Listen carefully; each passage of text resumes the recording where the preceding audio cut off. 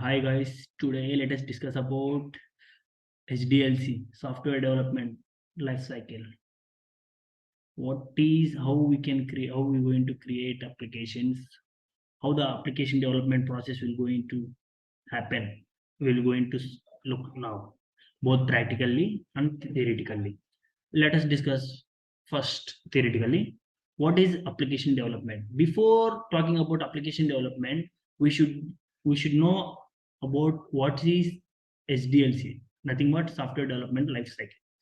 For building and creating and deploying any application, first of all, we need HDLC process, which is nothing but software development lifecycle. If you observe my display, or my display on the screen which is visible on my laptop, this is the SDLC process, software development life cycle. For building an application, whatever may be the application, like web application, mobile application, or desktop applications, we need first SDLC process. Nothing but planning, analysis, design, implementation, testing and integration, and maintenance.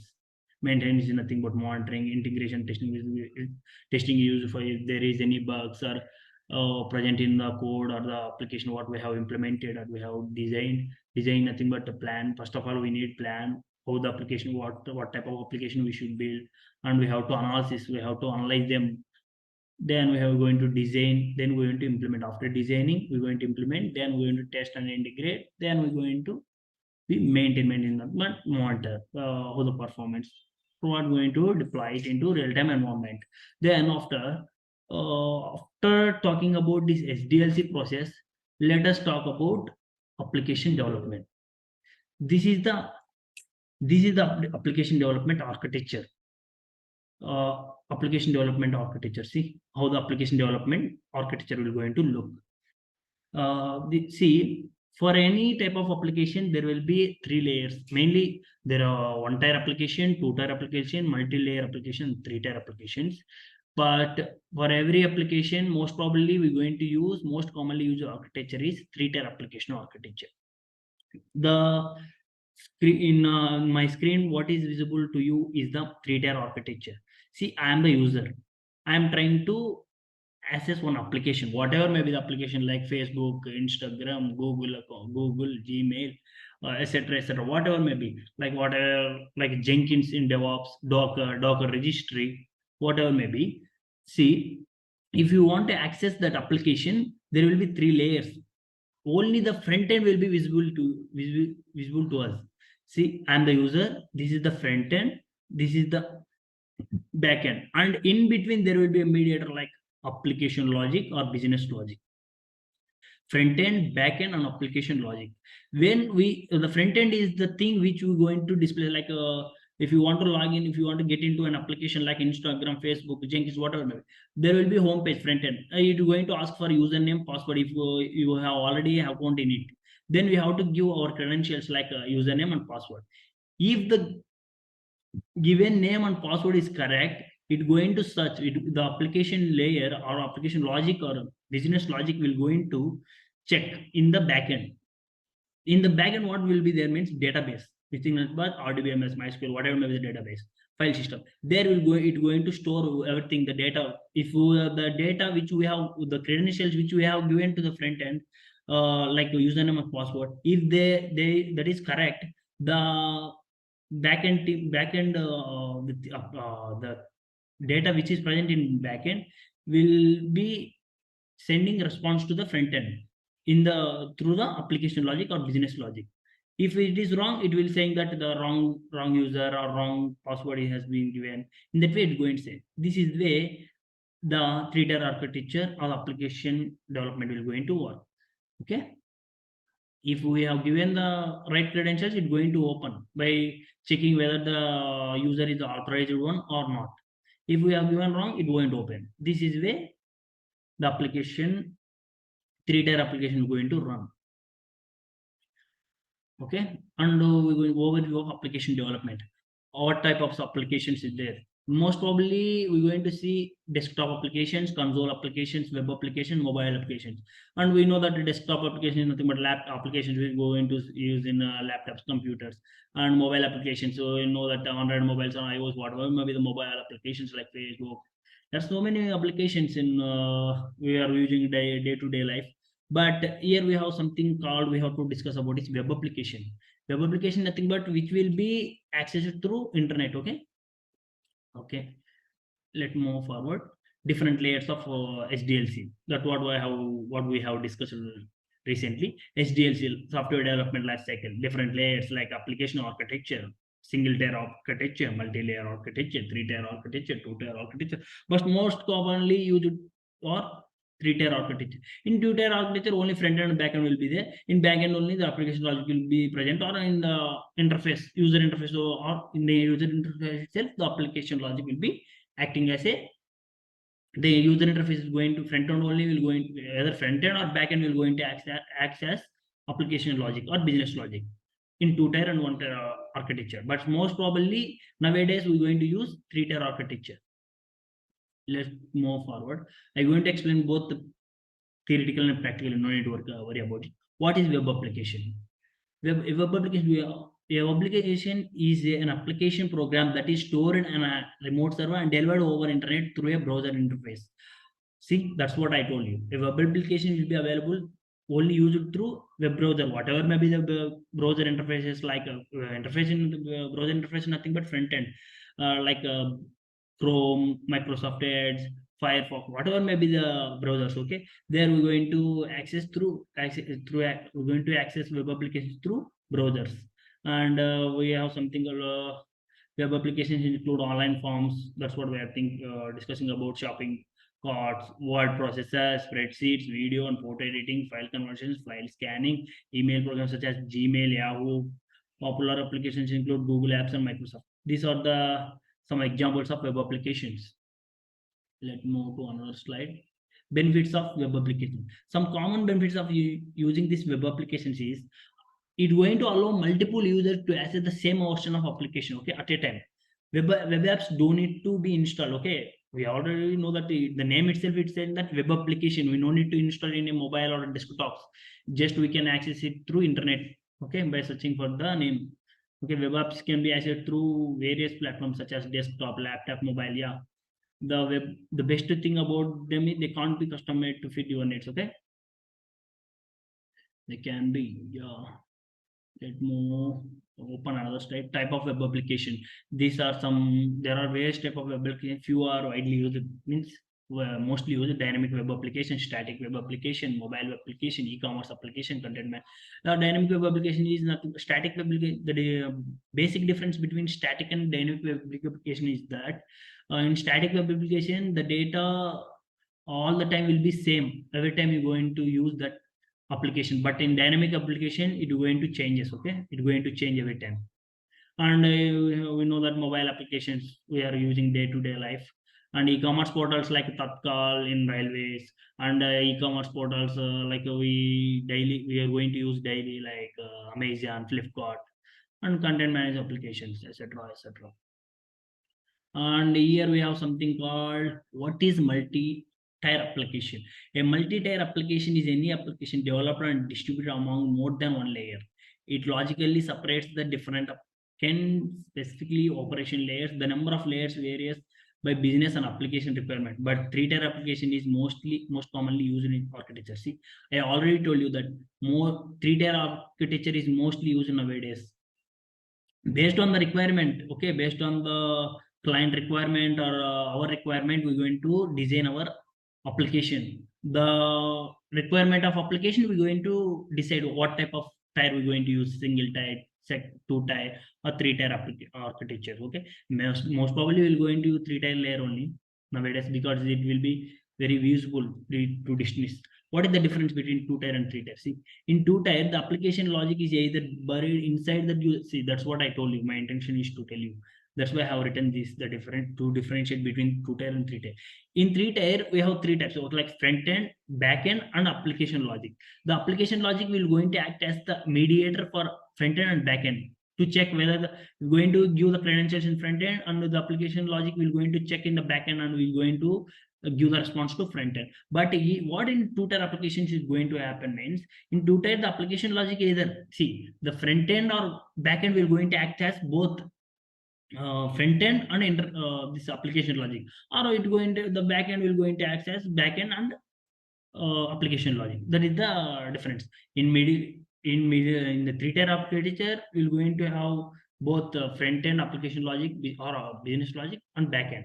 But in two-tier, any one of these front end or back end will going to perform multitask, like both as front end and application logic, or back end will going to access back end and application logic. That is the difference. And web application, see, this is a single type, simple website. See, like articles, we're going to be receiving some articles, right? That is the best example of front end. And multi-type, that's why we are discussing all about like front end business logic written using application programming like Java, Python, .NET, whatever may be programming languages. And back end database, SQL, Oracle, MySQL, whatever may be, where they're going to store all the data about these applications. Okay, what is database? We know that used to store the relational data. Okay, relational data is process data. Process data means which contains a varied information which will be useful. Okay, graphical user interface. Okay, let's move forward. What is meant by client server communication? This thing we have to discuss while discussing about application development. See, while implementing an application, we need to communicate with the server. Okay, suppose I am the client and I have to connect with the server. Communication involves two components, namely a client and a server. They usually multiple clients in communication with a single server. See, I am the client and other client also want to interact with that server. Then the client send HTTP request to the server, and the server responds to the clients called HTTP response. This there are three mainly methods to client and server communications. Okay, I'll show you what is this HTTP, how this HTTP going to look. See, if I am the web browser, means I am the client and I am trying to access this web server. When I give some data to the web browser, it going to send HTTP request to the web server, and in return, after authorizing it, it going to give response in the form of HTTP. This is the static web page. Okay, this won't be changing, but in dynamic it will be changing. Okay, in dynamic there will be no changes. Okay, let me move forward. Yeah, what is static and dynamic web application? Static website is the one and with stable content. See, that's why we are talking about. This is the stable one. Okay, always it never changes. But when we comes to dynamic, whereas the other users is the exact same thing on each individual page. Okay, on the other hand, a dynamic website is the one where content is pulled on fly, allowing its content to change with the user. See, that is the basic difference. In static, there will be stable content. The content will be, the data won't be changing. But in dynamic web application, the content based on the where content is pulled on fly, allowing the content to change with the user. It's going to changes. Okay. Now, what is meant by monolithic application? A monolithic application has all or most of its functionality within a single processor or contain, and it's containerized in internal layers or libraries. The downside is to this approach come if or when the application grows, requires it to scale. Okay, when the number of users is more, requiring it to scale. If the entire application scale, it's not really a problem. But there will be some problems if there is any problems in any of the SDLC process while using this monolithic application. We have to start from scratch. That is the only drawback using this monolithic application. Okay, if it scale up, then no need to worry. But if it fail to scale up, then it's going to create a burden on the application. Then won't be performing as our expectations.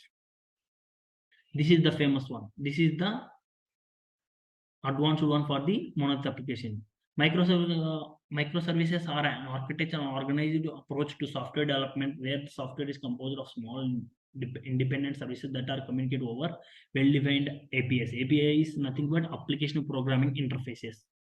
These services are all owned by small self-contained teams. This will be the best option among monolith application and microservice service application. I prefer all nowadays all members are using microservice applications. What is IP address? IP address in the name itself, IP is nothing but internet protocol. An IP address is a unique address, okay? That depends. It will be a unique one that defines a device on the internet or a local network. IP stands for internet protocol, which is set of rules governing the format of data sent via internet or local network. Using this, we can launch our instances, okay? In IP addresses also, there will be two types, like public IP and private IP addresses, okay? And private IP address will be default one, and public IP address will be changing every time we will going to log into a AWS console, whatever maybe, okay? And what is DNMS? DNMS is a domain name system. See, if you observe, we have something called domains, okay? They have some domain names, brands. Server is a server that is specially used for matching website host names. Like host name is nothing but a particular person has some like example.com, google.com. It is a domain, okay? Facebook.com, their corresponds to internet protocols or IP address. The DNM server contains a database of public IP address and their corresponding domain names. Domain name is nothing but a brand, okay? What is the RDMS? Why I'm discussing about this domain system, IP addresses, and RDMS means RDMS is nothing but a database. RDMS stands for Relational Database Management System. RDMS is a program used to maintain a relational database.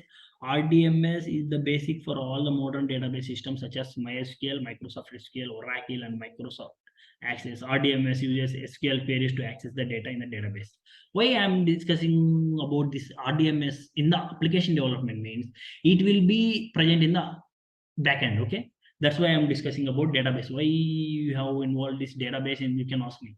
I'm involving this RDMS in the application development because it will be present in the backend where the data it is stored some data about the users in the backend. Then when he receives it receives the information from user want to access from it, it is going to receive where the it's going to authorize where the user is the genuine one or the fake one. Then it's going to give the response to the front end. This is where application development will be working. Till now, I have told you about this application development theoretically. Now, let us see about this in a practical manner. Okay. Before, let me log into this AWS console. This is the SDLC process. I'm closing it. Now I am trying to log into my AWS console. It's already in login. Now I'll going to see.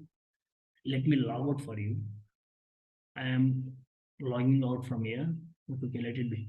I will be showing you in Jenkins. Okay. Now this is the IP address allotted to specific user. It will be after some time it will be changing, but it never changes. It will be a permanent one for any virtual machines. Okay, Linux. Now see, I'm trying to log in into my Jenkins account. Port number, copying this IP address, external IP address, which is nothing but public IP address.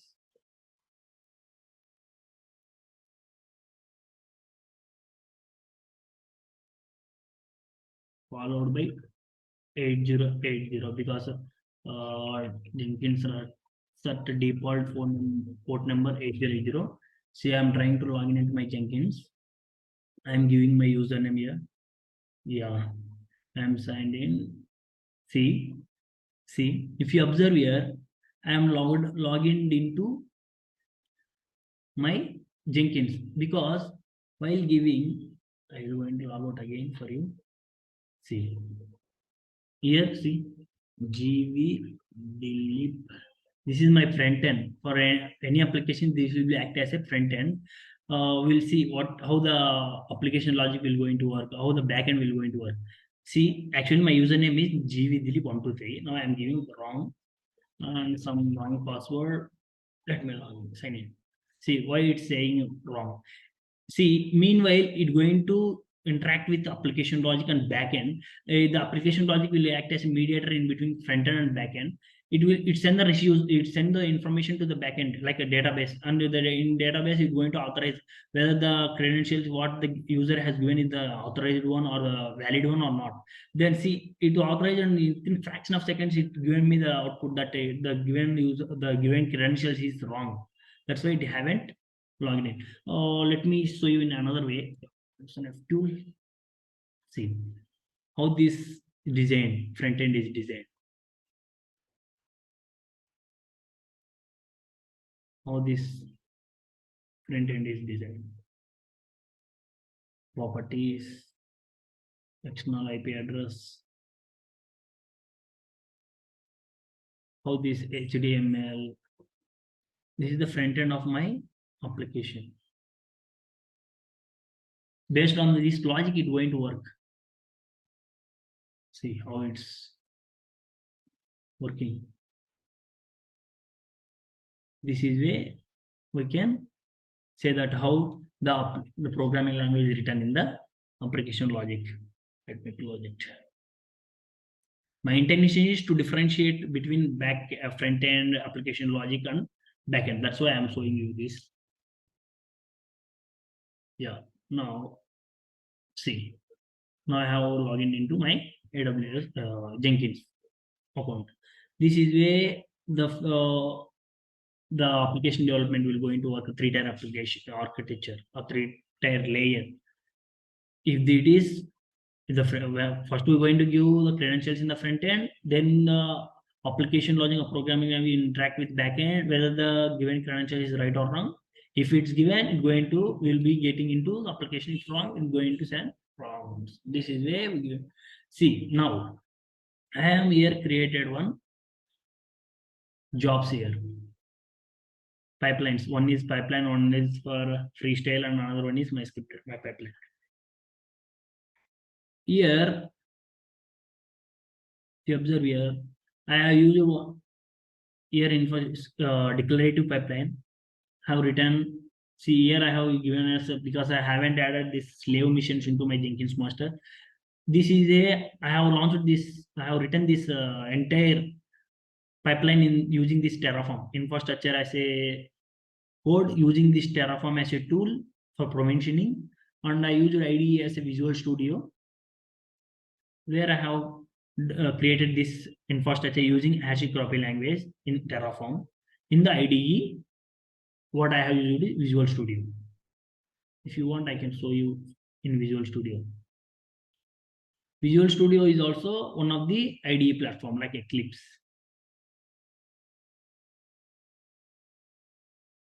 See, it's taking time because of some main applications are running. Yeah, see.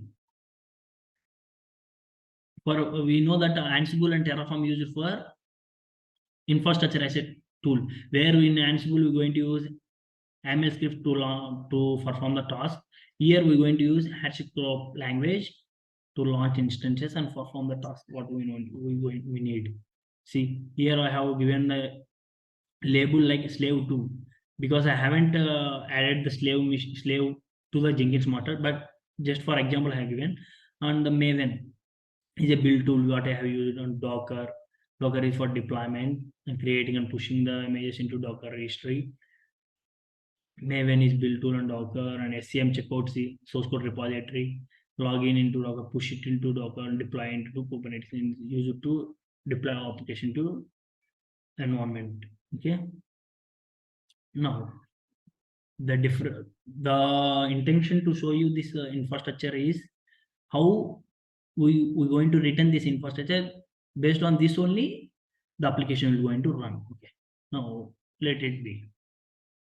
Okay, now let us differentiate in depth. Okay, now I'm getting into my Jenkins account with followed by external IP address. Let me take duplicate tab from here because it's timed out. Yeah, it's not working, I think so. Yeah, it's working. Now what I'm going to do means see, I'll show you how this is going to work. If you observe in my Jenkins account, here we have something called, yeah, I have two jobs here. Dashboard. This is my friend. In my front end, we have given credentials, right? This is how the logic is given and how the backend will going to work. Now I'm going to show you in a practically using this tool. Okay, these are web applications. Using this tool, inside the data, what is the data present inside it? What are the things present inside it? I'm going to show you. See how I'm again building for you this web application. Yeah, I successfully got output. See. Here what I created echo. I have created one echo, hello world, echo, followed by these are all things what I have written in my Jenkins jobs. Now let us see that's here. Okay. Okay, it's also timed out. I copied the external IP address. Okay. Specify username as Ubuntu Ubuntu. Advanced settings. Use private key. Yeah. Using private key, we have going to launch this. Yeah, one, click on open. Okay, now see what going to happen means now, yeah, it's running successfully. Sudo hyphen I. Now I am the root user from Ubuntu. Now I created one directory, say like a g.v.dileep. Yeah. Okay, make directory mkdir g.v.dileep. This is oh shit. Sorry for the late. mkdir g.v.dileep. And see, this is where we can create directories. Now I already prepared, I have already created one directory. Inside that, I have created so many things. Yeah, let me get into that Jenkins. cd Jenkins, enter ls, nothing present. Let me get to one default home directory for Jenkins. Here we have something called where cd followed by where. Yeah, yeah, where lib Jenkins. This is the default directory for Jenkins. You command ls. Here we have something called, let me get into users. Okay, cd users ls chat. Yeah, let me get into the user. See how this information got here. I am using this application here in the web application. I am using this Jenkins from by using this instance as external IP address. I am getting into web application like Jenkins. Then how I got this data here in virtual machines? How I got it? Let me get into that username also. Let me copy it. This is where the application development will going to work. Paste, enter, you come in ls cat followed by this config well. I'm going to cat it config dot xml. I think so. Yeah, xml and no, wait. We have some comments coming in. Forgot to give n. Yeah, enter. See, this is the application logic backend. See, based on this, the Jenkins will going to work. The front end, the thing which we have seen all here is front end, and the application logic will go into such in the backend. This is the application logic, and the data is present in the backend. See how it is written. Based on this, it going to work. The intention is to show you how this front end application logic and backend will going to work. This is the application logic, how it's written. It will interact with the data. Okay, this is way it will going to work. The intention why I'm using this. See, I created some users inside my Jenkins. How the data is invoked here. To go depth into that application, I am using this virtual mobile external and I am showing you. Let me come out of it. Also some also another some examples. See, we get you command ls come 3d followed by dot. Yeah, you command ls Here, let us get into this workspace. CD followed by workspace. SP space. Let's yeah. See, in my workspace, in Jenkins workspace, I have something called Hello World. I created one. I created one pipeline like Hello World freestyle project. Okay. Now let me get into that Hello World. Inside that hello world, I have one file. I created one file. That is also see data file. Here we have something called database where we are getting all the data from the application. See file. Now what I'm going to do means let me get into that. No, I have to cat it right. Yeah, I'm going to cat that file. What is present inside that file? File.txt. Enter. See, this is what I created inside that file. The data which is inside my file is rec. This is where the application development will go into the three-tier layer will go into work. Front end application logic, it interacts with the backend and we will go into give the information what the front end or the user want.